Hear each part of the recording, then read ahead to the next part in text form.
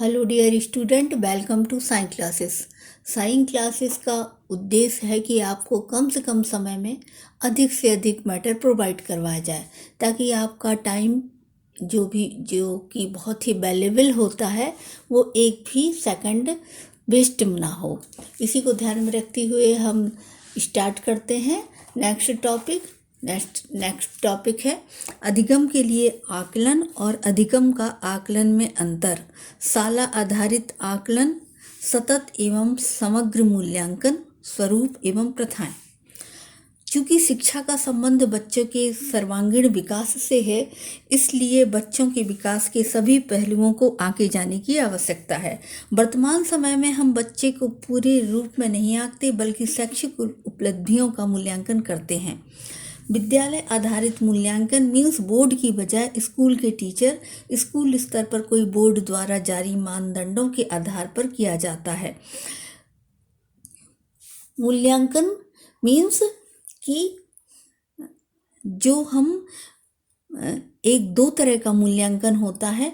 एक तो बोर्ड के अकॉर्डिंग टू बोर्ड, जैसे कि कोई भी बोर्ड होता है सीबीएसई बोर्ड, और उनके अकॉर्डिंग जिस तरीके से ईयरली एग्ज़ाम होता है वो मूल्यांकन। और दूसरा मूल्यांकन विद्यालय आधारित मूल्यांकन होता है कि बोर्ड की बजाय स्कूल के टीचर टाइम टू टाइम बच्चों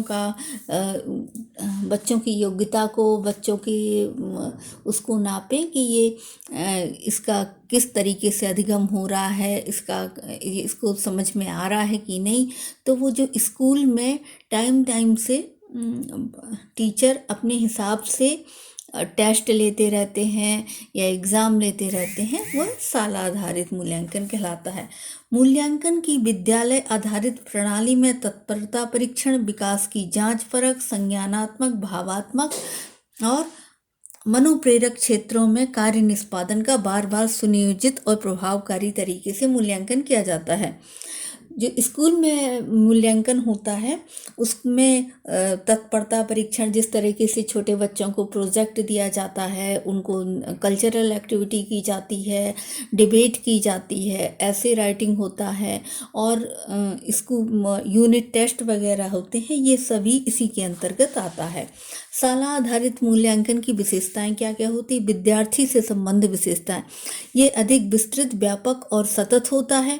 इसका लक्ष्य सुनियोजित अधिगम देना होता है। यह पारदर्शी, भविष्यात्मक और माता पिता व टीचर के बीच सहयोगात्मक व्यवहार करता है। ये जो मूल्यांकन विद्यार्थियों साला आधारित जो मूल्यांकन होता है, जो पूरे साल चलता रहता है, उससे क्या फ़ायदे होते हैं कि इसका पारदर्शिता रहती है और टीचर, पेरेंट्स और बच्चों में सहयोगात्मक रिलेशन डेवलप होता है।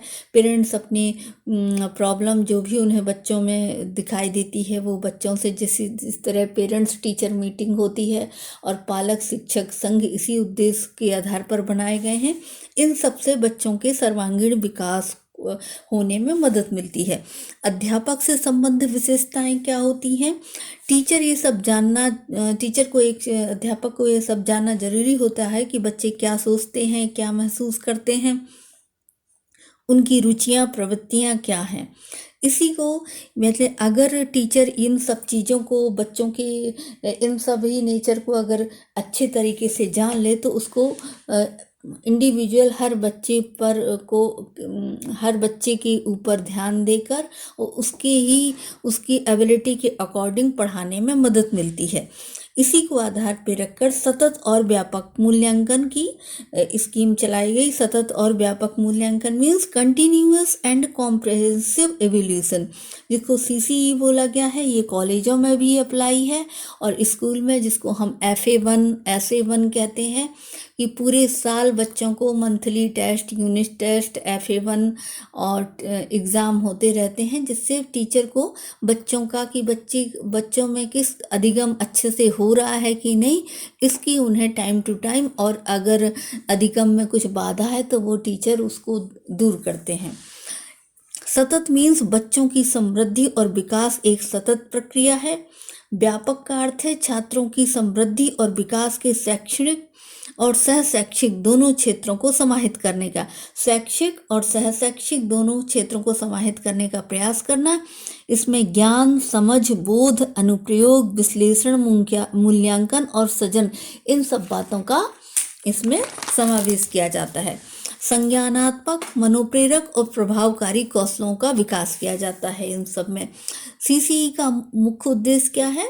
सीसी मीन्स कॉम्प्रिहेंसिव, जैसा कि मैंने आपको बताया था कि कॉम्प्रिहेंसिव, कंटिन्यूअस कॉम्प्रिहेंसिव मूल्यांकन, कंटिन्यूअस मीन्स सतत, कॉम्प्रिहेंसिव मीन्स समझ, और इवोल्यूशन मीन्स मूल्यांकन, सतत और व्यापक मूल्यांकन। सीसी का उद्देश्य क्या है? चिंतन की प्रक्रिया पर जोर देना। सीसी मतलब सतत मूल्यांकन की पूरे साल कंटिन्यू उनकी परीक्षा टाइम टू टाइम लेते रहना। पहले क्या होता था कि एक साल में, पूरे साल में सिर्फ एक बार लास्ट में एग्ज़ाम हुआ, इससे बच्चे सिलेबस को भी नहीं, पूरे सिलेबस को भी नहीं आत्मसात कर पाते थे, और टीचर को भी नहीं समझ में आता था कि इनको इनका अधिगम हो रहा है कि नहीं, ये सीख पा रहे हैं कि नहीं। सीसी का उद्देश्य मूल्यांकन को अध्यापन, शिक्षा प्राप्ति की प्रक्रिया का अभिन्न अंग बनाना, चिंतन की प्रक्रिया पर जोर देना, नियमित निदान, उपचारात्मक अनुदेशों के आधार पर टीचर और स्टूडेंट की कार्यशैली में सुधार लाना।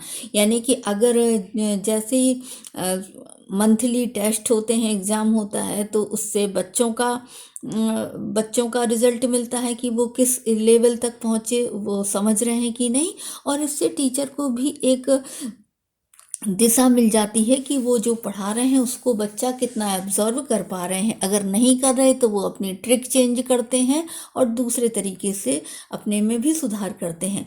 मूल्यांकन का उपयोग गुणवत्ता को बनाए रखना है। अधिगम का मूल्यांकन, अब अधिगम का मूल्यांकन मीन्स कि बच्चों ने सीखने का, अधिगम मीन्स सीखने का मूल्यांकन।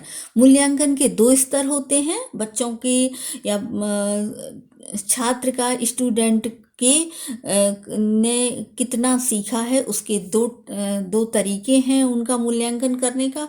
पहला है फॉर्मेटिव असेसमेंट, जिसको कहते हैं FA1, FA2 आपने खुद भी पढ़ा होगा, और ये प्राइवेट स्कूल्स में अब तो पूरे सभी जगह अप्लाई हो गया है। फॉर्मेटिव असेसमेंट मीन्स रचनात्मक मूल्यांकन, सुमेटिव असेसमेंट मीन्स सारांशात्मक मूल्यांकन। रचनात्मक मूल्यांकन और सारांशात्मक मूल्यांकन। FA1 होता है, पूरे साल FA1 चलता रहता है, फिर SA1 आता है। FA1 की क्या क्वालिटी होती है? रचनात्मक, कि यह नैदानिक और उपचारात्मक होता है। रोज की जो भी कमी होती है उसको वो उसमें सुधार भी हो जाता है। प्रभावकारी होता है, जैसे यूनिट टेस्ट लिया, मंथली एग्ज़ाम हुए, तो उसमें बच्चों का समझ में, इंडिविजुअल हर बच्चे का अचीवमेंट टेस्ट समझ में आ जाता है कि वो किस लेवल तक सीख रहा है। छात्रों को सक्रिय रहने के लिए प्रोत्साहित करता है। छात्रों को ये नहीं है, उन्हें पता है कि अगले मंथ एग्ज़ाम होने वाले हैं, तो वो उतने सिलेबस को, यानी छात्र एकदम कॉन्शियस रहते हैं पूरे साल। टीचर को मूल्यांकन के रिजल्ट के अकॉर्डिंग टीचिंग करने में हेल्प मिलती है। ऐसे की क्वालिटी क्या है?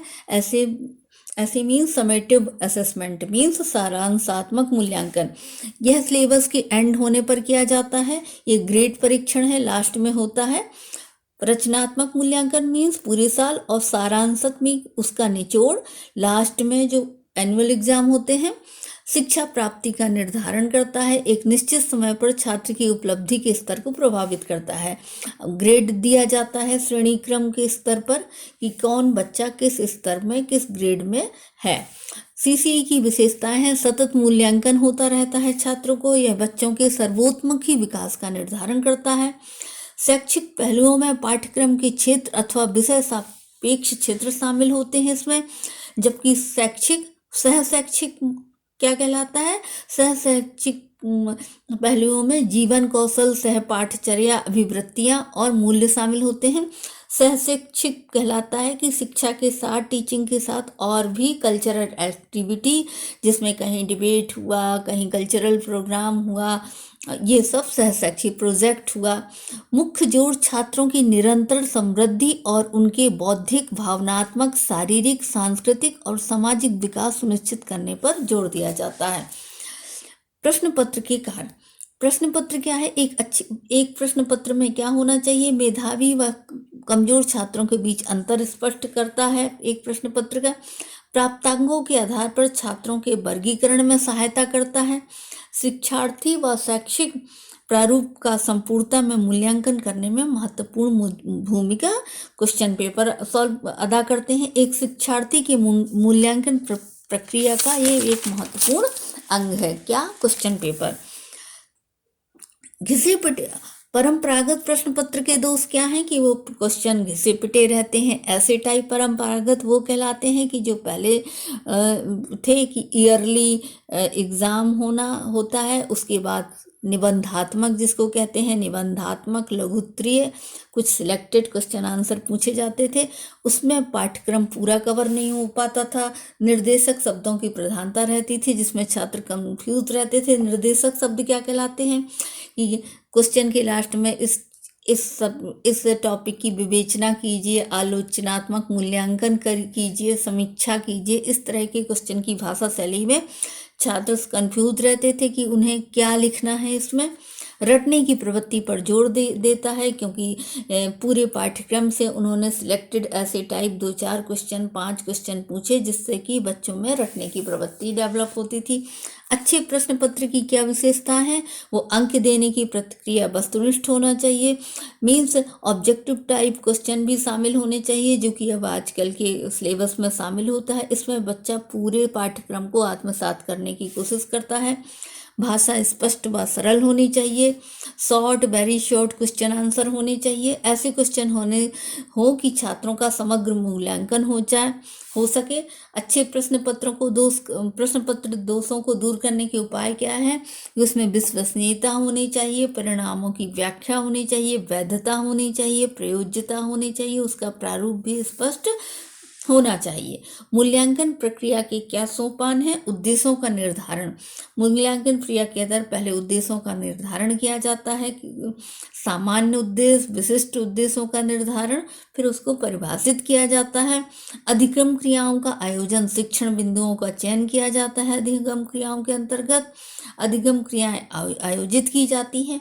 मूल्यांकन में क्या होता है? ये है पूरी मूल्यांकन की पहले उद्देश्यों का निर्धारण किया जाता है, फिर अधिगम होता है, उसके बाद उसका मूल्यांकन होता है। छात्रों के व्यवहार परिवर्तन को जानना, साक्ष्य के आधार पर मूल्यांकन करना, परिणामों का पृष्ठपोषण करना। जब हम मूल्यांकन मीन्स उसको चेक करते हैं, उसका मूल्यांकन करते हैं स्टूडेंट का, तो पहले उद्देश्यों का निर्धारण करते हैं, फिर उनको देते हैं, उसके बाद फिर उसको निचोड़ निकालते हैं उसमें कि हमने क्या पाया। छात्रों के व्यवहार में परिवर्तन को जानना कि उससे उनने क्या सीखा। ये है सतत एवं व्यापक मूल्यांकन, जिसमें कि बच्चों को पूरे साल कंटिन्यू उनको पढ़ाई के टच में रखा जाता है और उनका कंटिन्यू टीचर ये देखते हैं, टीचर को ये उनका असेसमेंट कि वो उनका पढ़ाई हुए, उनका अधिगम अच्छे से हो रहा है कि नहीं।